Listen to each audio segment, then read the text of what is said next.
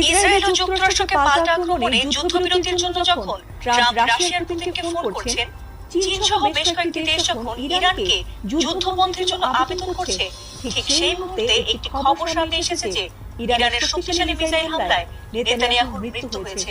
আর এই খবর যখন বর্ণনা করছেন মার্কিন এক গোয়েন্দা কর্মকর্তা, তার বরাদ্দে ইরানের বেশ কিছু গণমাধ্যমও নেতানিয়াহুর নিহতের খবর প্রকাশ করেছে। আলহামদুলিল্লাহ। ইরানের হামলায় নেতানিয়াহুর ভাই এবং তার দেশের বেশ কিছু ঊর্ধ্বতন কর্মকর্তার নিহতের খবর বর্ণনা করেছেন এই মার্কিন কর্মকর্তা স্কট রিডার। তিনি জানিয়েছেন কিভাবে ইরানের ভয়াবহ হামলায় কোনোভাবেই প্রতিরোধ করতে পারছে না ইসরায়েল, কিভাবে শক্তিশালী হামলায় নেতানিয়াহু সহ তার ভাই নিহত হয়েছে। তুমি বারবার খেয়ে যাও ধান, এবার গুগু যদিও এই যুদ্ধে ইরানের সবচেয়ে বেশি ক্ষতি হয়েছে, তারপরও তাদের পাল্টা আক্রমণে ইসরায়েলের আয়রন ডোম ধ্বংস হয়ে যাওয়ার পর দিশেহারা হয়ে পড়েছে ইসরায়েলি বাহিনী।